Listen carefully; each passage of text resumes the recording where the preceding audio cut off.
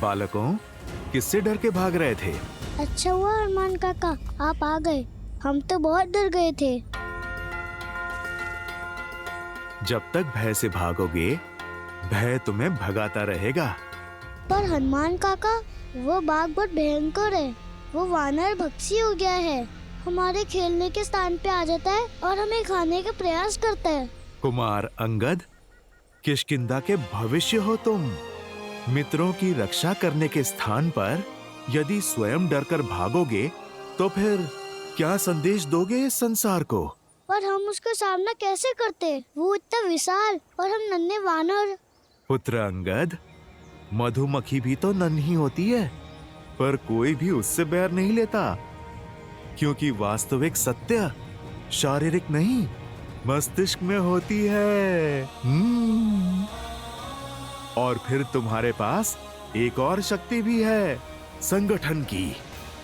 तुम छोटे अवश्य हो, पर संख्या में बहुत हो, और बाघ तो अकेला है। यदि तुम मिलकर सामना करोगे, तो बाघ तो क्या, बड़े बड़े राक्षस भी चित हो जाएंगे तुम्हारे सामने। पर कैसे? जब बल कम हो, तो बुद्धि और एकता काम आती है। चलो योजना बनाते हैं।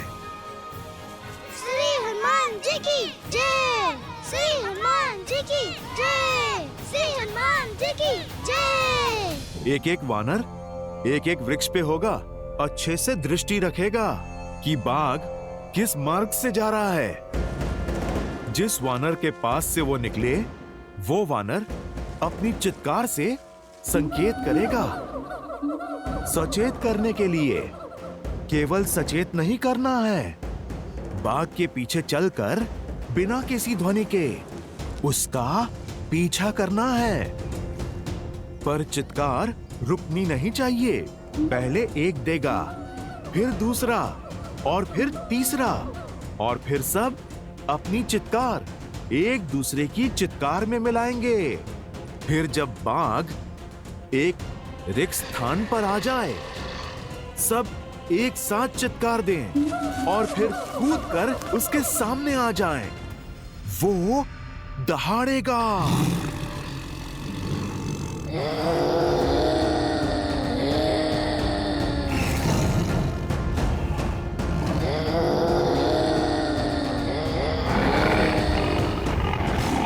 पर पुत्रों ध्यान रहे, बाघ डरा नहीं है, वो आक्रमण करने की तैयारी कर रहा है। यदि उसने आक्रमण किया तो?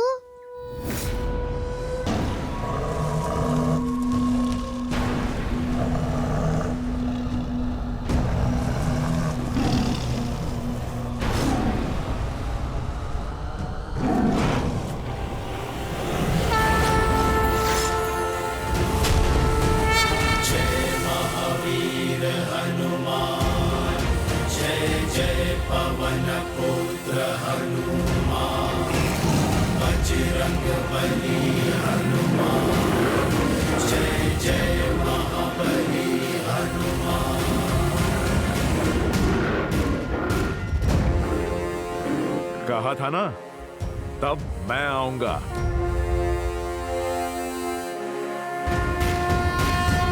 जय हनुमान ज्ञान गुण सागर, जय कपीस तिहु लोक उजागर, राम दूत अतुलित बल धामा, अंजनी पुत्र पवन सुत नामा, राम दुआरे तुम रखवारे, होत न आज्ञा बिनु पैसारे, आपन तेज समारो आपे, तीनों लोक हाथ करै कापै।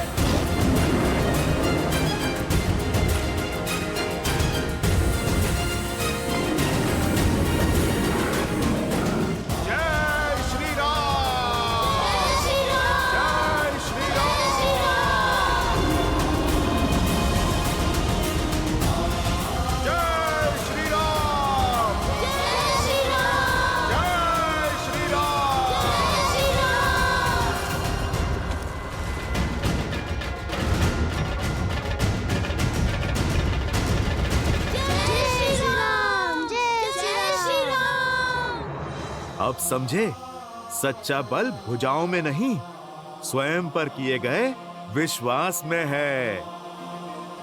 फिर बाग चाहे कितना भी विशाल हो, नन्हे मुन्ने भी उसका परिहास कर सकते हैं। समझो, भय की आंखों में आंखें डाल के विश्वास से देखोगे, भय स्वयं दुम दबा के भाग जाएगा। पर ये विश्वास जगेगा कैसे हनुमान काका? भक्ति और शक्ति में संतुलन बनाना सीख जाओ। भक्ति तुम्हें धर्म से जोड़ती है और शक्ति कर्म से, और ये संगम जीवन के हर एक उतार चढ़ाव में तुम्हारा मार्गदर्शन करेगा। तो हमें भक्ति और शक्ति दोनों का पथ दिखाइए। ठीक है, तो फिर आरंभ अखाड़े से करेंगे। तुम्हें कुश्ती कला में निपुण बनाकर शक्ति पाने के योग्य करूंगा और योग का ज्ञान सिखाकर सिद्धियां पाने का द्वार खोलूंगा।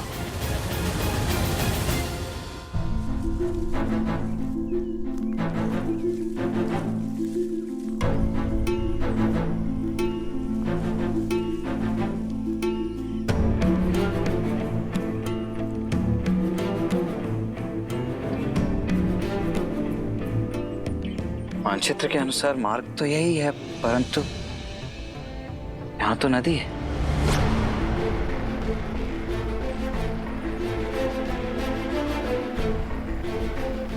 कदाचित हम मार्ग भटक गए हैं भैया।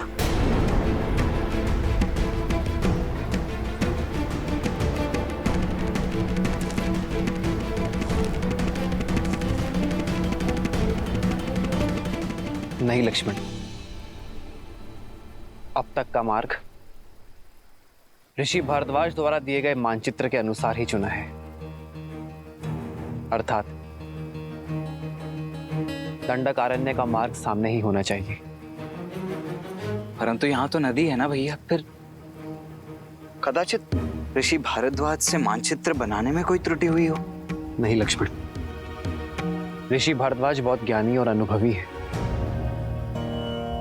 वर्षों बिताए हैं उन्होंने यहाँ। उनके ज्ञान पर संदेह करना उचित नहीं है। मार्ग हमारे सामने ही है लक्ष्मण, कदाचित हम उसे देख नहीं पा रहे हैं।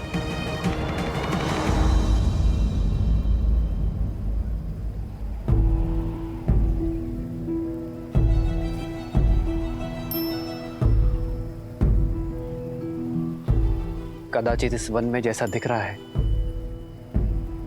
वैसा है नहीं लक्ष्मण।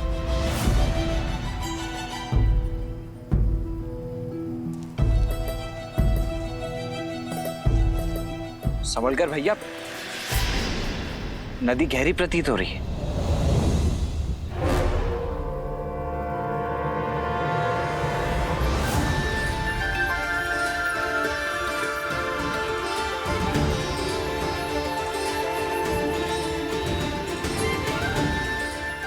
यहाँ कोई नदी नहीं है, केवल नेत्रों का भ्रम है। ऋषि भारद्वाज ने भी बताया था कि राक्षस मायावी है। कहीं ये भी किसी माया का भागी तो नहीं है? यदि मार्ग ढूंढना है तो माया से लड़ना होगा लक्ष्मण। जी भैया। आओ सीता।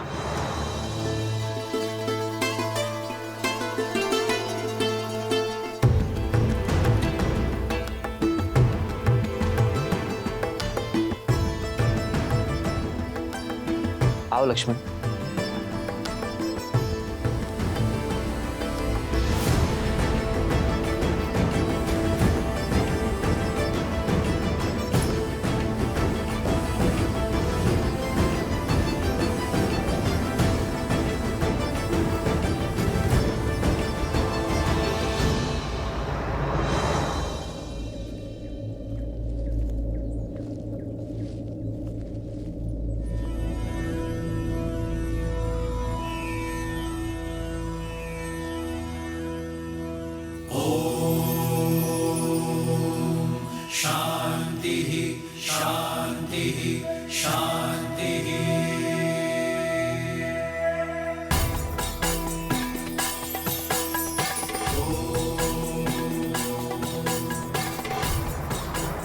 राम, तुम आ गए।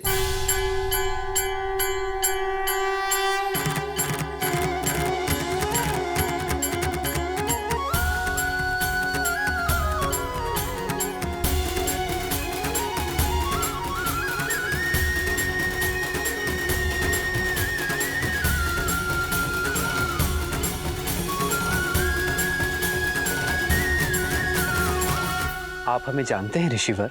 हाँ राम, तुम्हारे जैसा पुरुषोत्तम ही हमारे द्वारा रचित इस ब्रह्म जाल को तोड़कर अत्रि आश्रम में प्रवेश कर सकता है। ऋषि अत्रि, भाग्यशाली तो हम हैं जिनके तप और तेज के विषयों के बारे में केवल सुना, आज उनके दर्शन भी पा लिए। प्रणाम ऋषिवर। यशस्वी भव, तुम्हारा शौर्य बना रहे। सौभाग्यशाली भव। ऋषिवर, यदि हमारे आगमन से आपका तप भंग हुआ है तो हमें क्षमा कर दीजिए। नहीं राम, तुम्हारे आने की प्रतीक्षा के लिए तो ये तप था और तुम आ गए। अब ये संपूर्ण हो गया। हमारे आने की? हाँ, उन राक्षसों के अंत के लिए जिनका प्रवेश रोकने के लिए मैंने अपने आश्रम के चारों तरफ दृष्टि भ्रम उत्पन्न किया हुआ था। अब तुम आ गए, इसकी कोई आवश्यकता नहीं। बचपन से आपके तेज और माता अनुसुईया के तप की कथाएं सुनी है, आज दर्शन हुए। माता अनुसुईया के दर्शन की भी इच्छा थी मेरी। कहाँ है वो?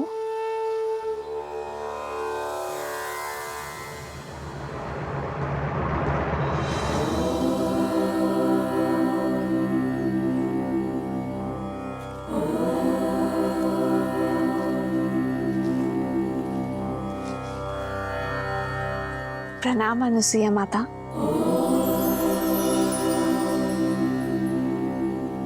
राम और लक्ष्मण का भी प्रणाम स्वीकार करें माता। आशीर्वाद मांगने के पूर्व मेरे एक प्रश्न का उत्तर दो राम। ये दंडक वन है, यहाँ पग पग पर उदंडी असुरों का वास है। ये एक सज्जन शीलवान स्त्री के लिए कोई स्थान नहीं। और यहाँ तुम अपनी कोमल पत्नी को लेकर आने की भूल कैसे कर सकते हो?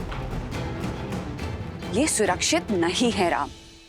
क्षमा करें माँ, पर मैं असुरक्षित नहीं। जैसे आपके पास आपकी सुरक्षा के लिए आपके तप का ताप है, उसी प्रकार मेरे पास मेरे पति, मेरे श्री राम का कवच है, भैया लक्ष्मण की सुरक्षा है। जिस प्रकार आप इसी वन में अपने पतिव्रता के बल से अपने पति की संगिनी बनकर रह रही हैं, उसी से प्रेरणा लेकर ये सीता भी आपकी ही भांति अपने पति की यात्रा में उनका साथ देगी। ऋषि भारद्वाज के आदेश से पीड़ित ऋषियों के तारण के लिए हम दंडक वन की ओर बढ़ रहे हैं। कदाचित यही हमारे वनवास के लिए नियति का उद्देश्य है ऋषिवर। ऐसे में आपसे भेंट हमारे लिए आशीर्वाद है।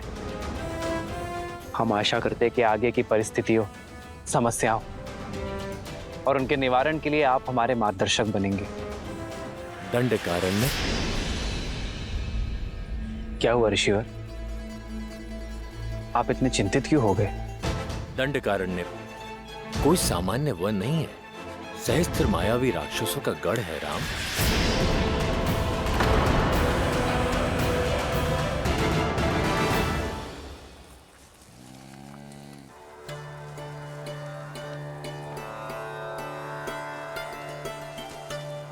यदि अनुमति हो तो कुछ पूछूं माँ? हाँ पूछो। आपके तपोबल के विषय में बहुत सुना है माता गार्गी से। क्या सुना है? यही कि कैसे त्रिदेव ऋषियों का भेष धरकर आपके पतिव्रत की परीक्षा लेने आए थे और कैसे आपने एक असंभव चयन किया।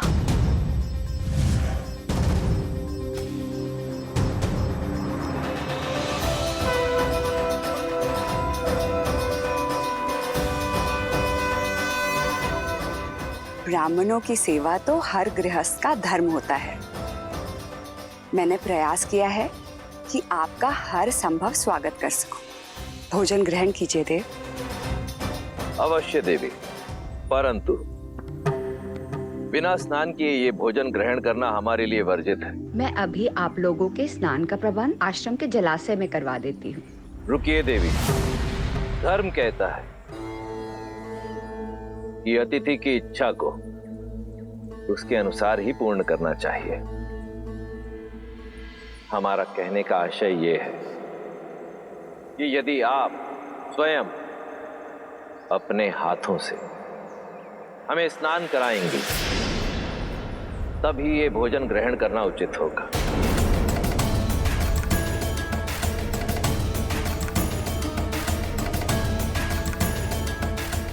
किस सोच में पड़ गई देवी? चयन आपका है। यदि आज हम ब्राह्मण ये भोजन ग्रहण करके इस आसन से उठेंगे तो ऋषि अत्रि का यश सर्वदा बना रहेगा। परंतु यदि हम भोजन ग्रहण किए बिना ही आसन से उठ गए तो अब तुम ही बताओ सीता, ये चयन उचित था या नहीं? चयन कठिन अवश्य था। जिस संसार में एक स्त्री की पहचान उसका रूप और यौवन होता है, आपने अपनी बुद्धिमता और चतुराई से स्त्री की नई परिभाषा लिख दी है। एक और पतिव्रता धर्म था और दूसरी ओर अतिथि धर्म। एक को बचाती तो दूसरा टूट जाता। ऐसे धर्म संकट में आपने अपने तप के बल से जो किया उससे न केवल दोनों धर्म का पालन हुआ बल्कि एक स्त्री की महानता और एक नारी के बल को नया आयाम मिला।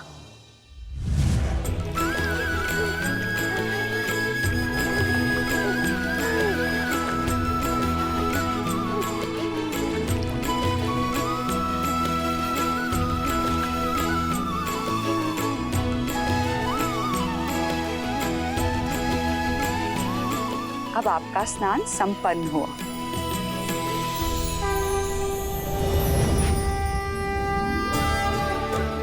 प्रणाम देवी। त्रिदेवियां एक सन्यासिन के घर, मैं धन्य हुई। कैसे करूं आपका स्वागत? हमें स्वागत नहीं, आपकी सहायता चाहिए देवी। हमारे पति त्रिदेव आपकी परीक्षा लेने गए थे पर अब तक अपने लोक नहीं लौटे। अच्छा, तो अतिथि के रूप में त्रिदेव आए थे। ये रहे।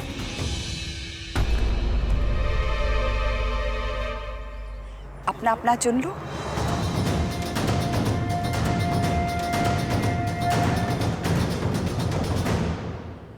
ये सब शिशु?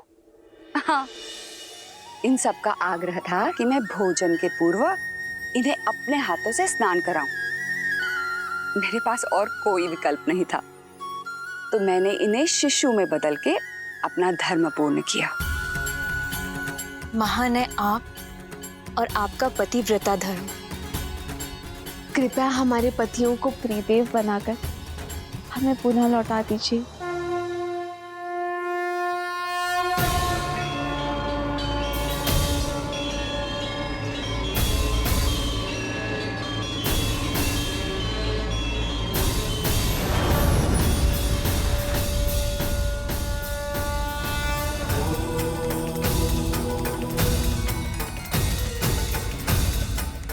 देवी अनुसूया, संसार में जब जब पतिव्रता धर्म की बात होगी तब तब आपका उल्लेख अवश्य होगा।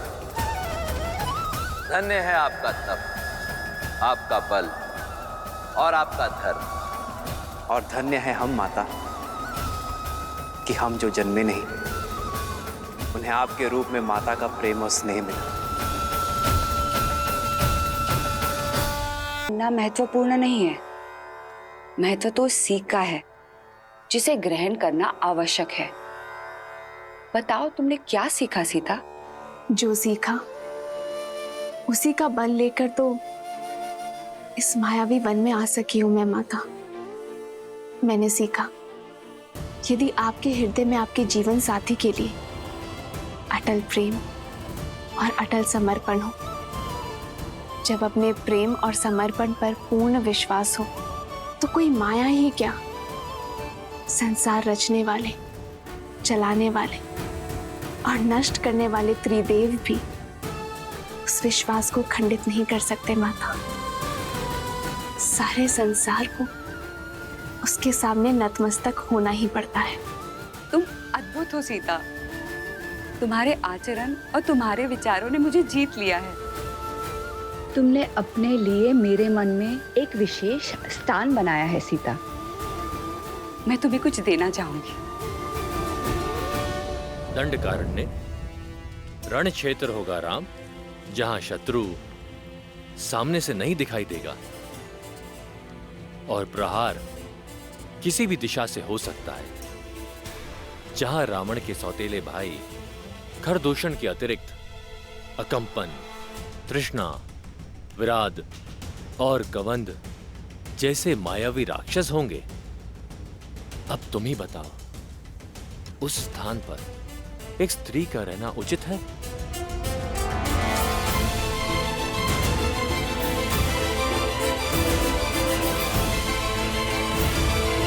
प्रेम और समर्पण पर पूर्ण विश्वास हो तो कोई माया ही क्या, संसार रचने वाले, चलाने वाले और नष्ट करने वाले त्रिदेव भी उस विश्वास को खंडित नहीं कर सकते माता।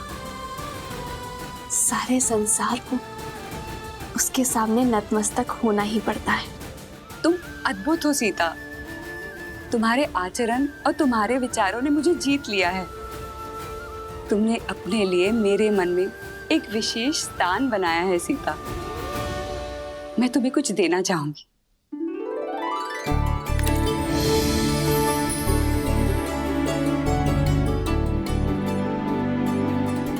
ये दिव्य आभूषण लो सीता।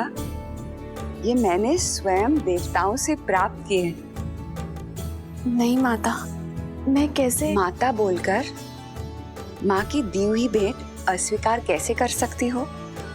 माता पिता के दी हुए आभूषण भविष्य में संकट आने पर पुत्री का सहारा बन सकते हैं। ये भविष्य में आने वाले संकट में तुम्हारी सहायता करेंगे सीता।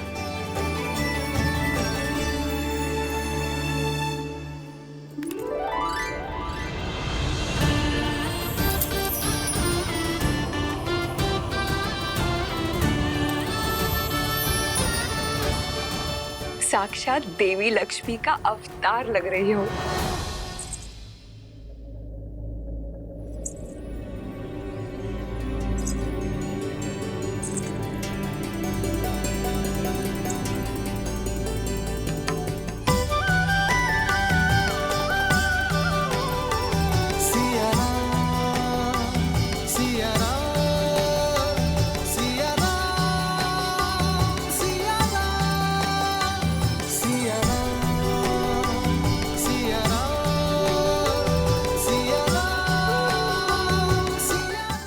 का आग्रह था तो? आग्रह नहीं, प्रेम। माता के घर से कहीं कोई पुत्री खाली हाथ जा सकती है? राम, पुत्री ने माता की आज्ञा मानी राम, अब तुम मेरी आज्ञा मानो। सीता को दंडकारण्य जैसे भयावह स्थान पर मत ले जाओ, ये उनके लिए सुरक्षित नहीं है। आर्य, मेरी दृष्टि में आपका भय अनुचित है। मैंने स्वयं सीता का तेज और संकल्प देखा है। जिस यात्रा पर ये दोनों जा रहे हैं, वह सीता को राम की सुरक्षा की नहीं, परंतु राम को सीता के साथ और संकल्प की आवश्यकता है। राम के शौर्य और सीता के पतिव्रता धर्म के साथ ये कोई भी संकट पार कर सकते हैं। ऋषिवर, आपके प्रेम और आतिथ्य का मैं बहुत आभारी हूं, किंतु कर्तव्य की पुकार है, जाना ही होगा। दंडकारण्य के कुछ ऋषियों को मैंने सहायता का वचन दिया था। आस बांधकर उन्हें तोड़ने का महापाप मैं नहीं कर सकता ऋषिवर। विदा दीजिए ऋषिवर, और आशीर्वाद भी। संध्या होने को है। इस बार में दंडकारण्य जाना उचित नहीं है। आज तुम सब यहीं रुक जाओ। कल भोर में नए सूर्योदय के साथ नई यात्रा प्रारंभ करना। जैसे आपकी आज्ञा ऋषिवर।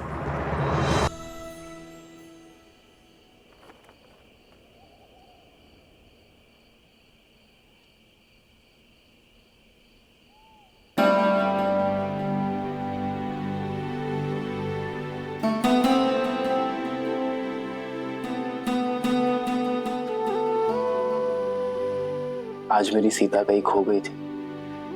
आपके सामने ही तो हूँ। मुझे तो साक्षात देवी लक्ष्मी दिखाई दे रही है। इतनी अद्भुत उपमा मत दीजिए आर्य। मैं केवल सीता हूँ, अपने वनवासी राम की साधारण पत्नी। तुम्हारी यही असाधारणता, तुम्हारा समर्पण तुम्हें असाधारण से परे बनाते हैं सीता। पवित्रता और सौंदर्य का संगम हो तुम। सच में तुम्हें पाना मेरा सौभाग्य है सीता।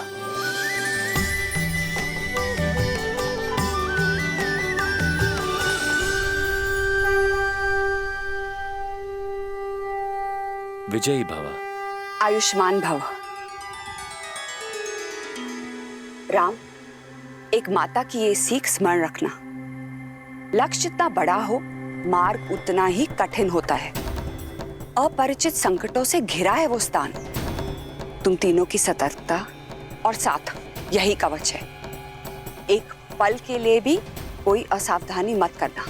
अवश्य माता।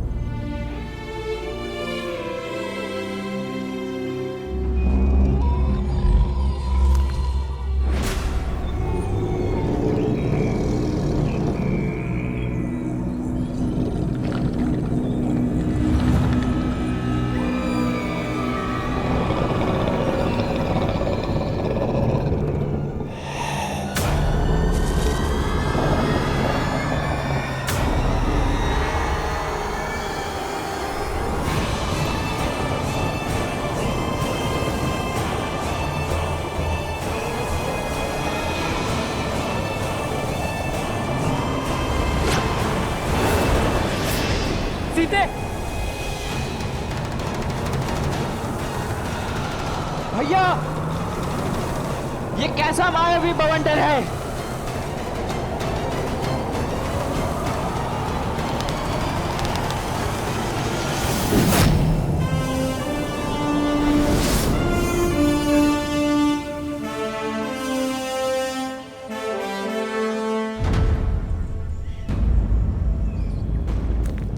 भैया,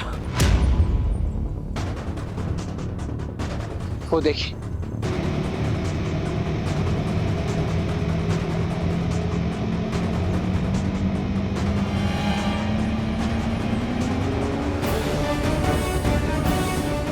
वो महापापी विराट नवयुवतियों को ही अपना लक्ष्य बनाता है।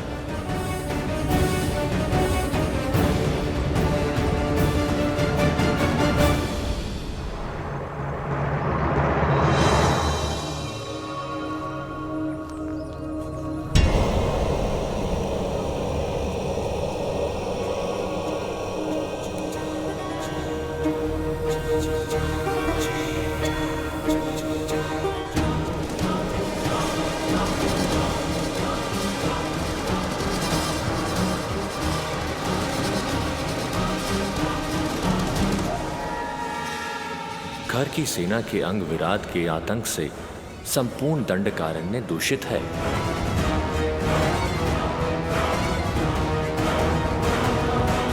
ना जाने कितने ही मनुष्यों को लील गया होगा ये महापापी। इसे अवसर नहीं, अंत की आवश्यकता है। हमें विराट का संहार करना ही होगा लक्ष्मण।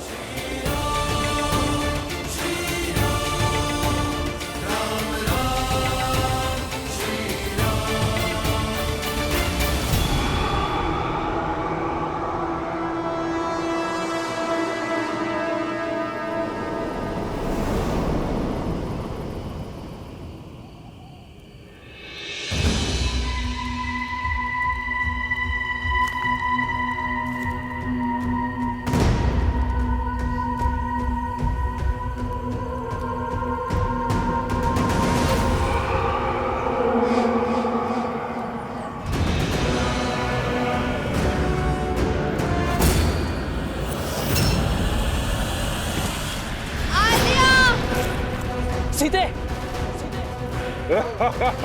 श्री राम! भैया लक्ष्मण रक्षा कीजिए!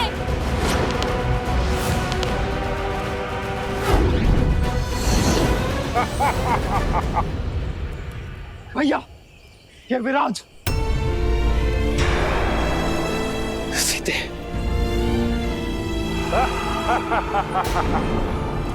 आद्या! भैया लक्ष्मण! रक्षा कीजिए!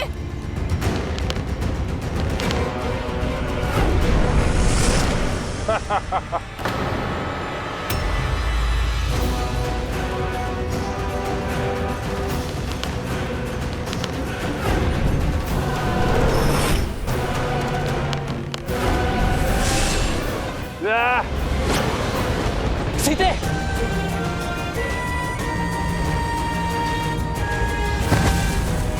सीते!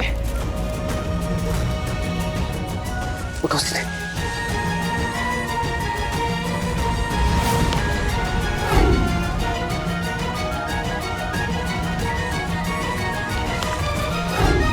भैया, इस पर हमारे बाणों का कोई प्रभाव नहीं हो रहा है। मेरे आहार के बीच बाधा बनने आए हो? पहले तुम्हारा अंत होगा।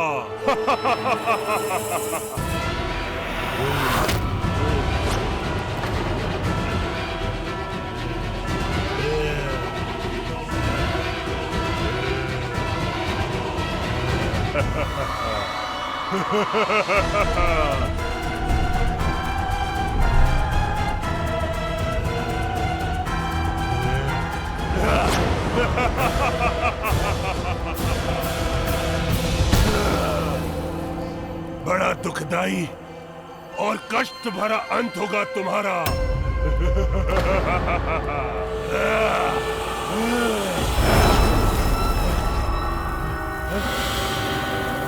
भैया, इस दुष्ट पर तो हमारे समस्त शस्त्र प्रभावहीन है।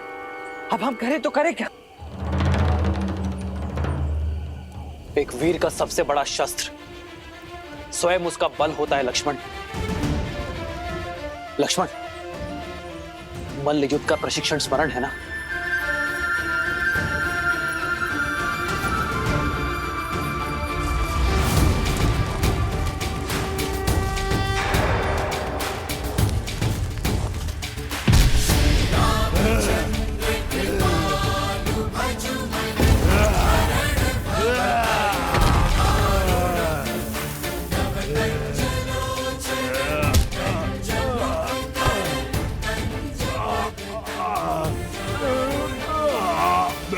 नहीं मरूंगा, मुझे श्राप मिला है। मेरा मोक्ष ऐसे नहीं होगा। कोई लाभ नहीं है ये सब करने से।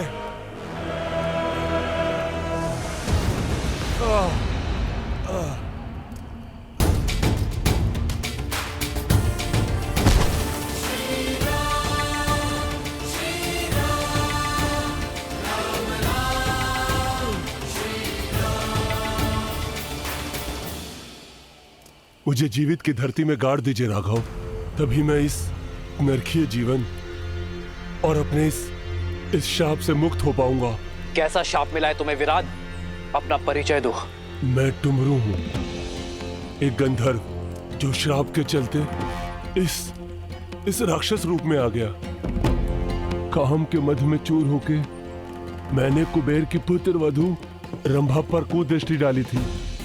कुबेर की सभा में उसके पति के पास ले जाने के स्थान पर मैंने उसका अपहरण कर उससे विवाह करने का प्रयत्न किया, जिसके दंड के रूप में कुबेर ने मुझे स्त्रियों के अपहरण करने वाला राक्षस बनने का श्राप दिया। और मोक्ष का केवल एक ही मार्ग था, श्री राम, जो मेरा उद्धार करे। आपका कोई अस्त्र शस्त्र मुझ पर नहीं चल पाएगा, इसलिए हे प्रभु, मुझे जीवित ही गाड़ कर मुझे इस श्राप से मुक्ति दे। किंतु मैं ही क्यों? क्योंकि मेरे श्राप और इस पीड़ा का अंत केवल वही कर सकता है जिसने जीवन भर स्त्रियों का सम्मान किया हो, जिसने कभी किसी पर स्त्री पर कुदृष्टि न डाली हो। मैंने मोक्ष की इच्छा से न जाने कितने ऋषि मुनि और देवों के दरवाजे खटखटाए, किंतु सभी के मन में किसी न किसी पराई स्त्री के लिए काम अवश्य जागा था। प्रभु, राघव, इस संसार में केवल आप हैं जो पवित्र हैं, इसलिए हे राम, मेरी सहायता कीजिए, मुझे श्राप से मुक्ति दिलाइए। टुमरू, तुम्हारा जीवन समस्त संसार के लिए एक सीख है। स्त्रियों के सम्मान, उनके आदर का पाठ पढ़ाने वाला अध्याय है। मुझे तुम पर दया आती है टुमरू, और मैं तुम्हारी पीड़ा को भी समझता हूं। इसलिए मैं तुम्हें तुम्हारी मुक्ति में सहायता अवश्य करूंगा।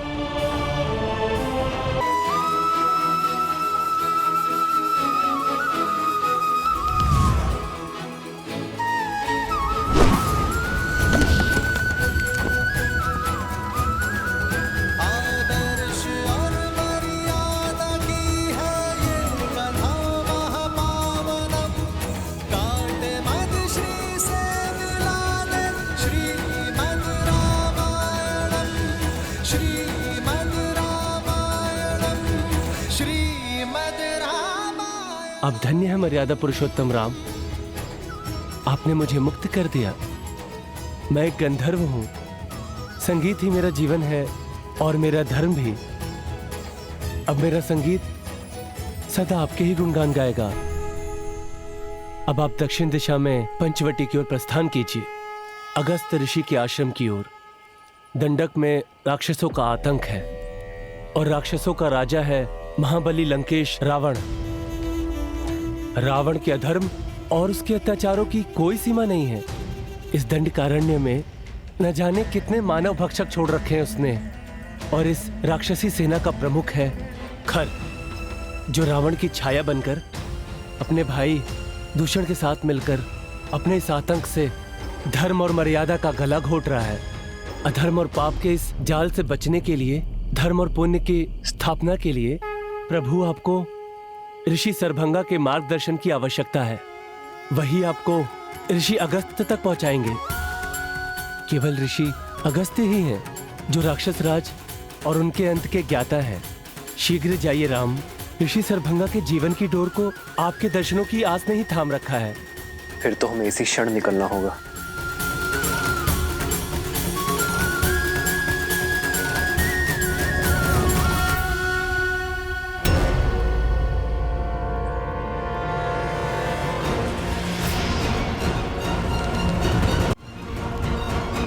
ठहरो लक्ष्मण।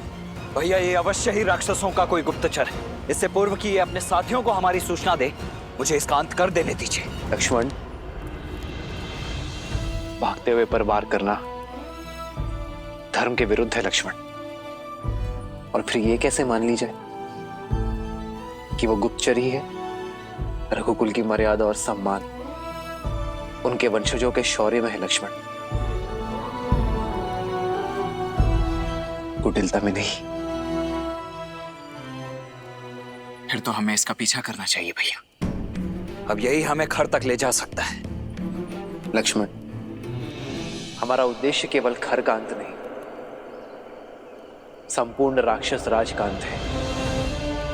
हमें ऋषि शरभंग के पास जाना चाहिए उनका मार्गदर्शन हमारी प्रतीक्षा कर रहा है लक्ष्मण। जी भैया। स्वामी, श्री राम की कथा सुनने में बड़ा आनंद आता है, किंतु वनवास के कुछ ऐसे क्षण हैं जो मुझे आहत कर देते हैं। मैं समझता हूं देवी, परंतु वृक्ष की छाया के सुख का आभास तभी होता है जब व्यक्ति कड़ी धूप में अपने तन को बहुत देर तक जलाए। ये प्रसंग संसार के लिए इसलिए आवश्यक है क्योंकि ये संसार को ये शिक्षा देते हैं कि पीड़ा एक बहुत बड़े उद्देश्य की पूर्ति का साधन भी होती। बात आपकी उचित है, किंतु मोक्ष के बाद विराट ने जिन संकटों के बारे में कहा था वो क्या है? उद्देश्य जितना पावन होता है, मार्ग में कठिनाइयां भी उतनी अधिक आती हैं। और श्री राम का तो उद्देश्य ही संसार से बुराई का अंत करके भलाई का परचम लहराना, अधर्म का नाश कर धर्म की स्थापना करना। और अभी तो इस यात्रा का आरंभ हुआ है देवी।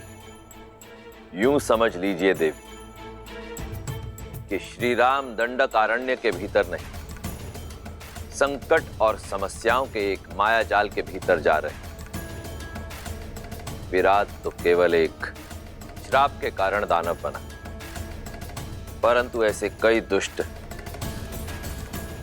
जिनका स्वभाव ही है पाप कर्म करना, जिन्हें ऋषियों, मुनियों और सज्जन व्यक्तियों को पीड़ा देने में आनंद आता है, उनका अंत भी तो श्री राम को ही करना है। भगवान विष्णु के अवतार के लिए भला क्या कठिन हो सकता है? वो चाहे तो क्षण भर में रावण के अभिमान और उसके पापों का अंत कर सकते हैं। देवी, यदि रावण की शक्तियां असीमित हैं, उसका सैन्य बल अतुलित है, तो सामने भी नारायण है जिनका तेज अलौकिक है, और उस तेज के सामने इस ब्रह्मांड में कोई टिक नहीं सकता। परंतु ये मत भूलिए कि इस समय राम के रूप में नारायण मनुष्य रूप में अवतरित हुए, और उन्हें जो भी करना होगा वो मनुष्य जीवन की सीमाओं में बंधकर ही करना होगा, मर्यादा में रहकर करना होगा, क्योंकि ये मर्यादा ही तो है जो श्री राम को इस धरती लोक का निवासी बनाती है, मनुष्य बनाती है। वो मनुष्य जिसे पीड़ा भी होगी, जिसे कठिनाइयों का सामना भी करना होगा, जिसके शत्रु भी बनेंगे,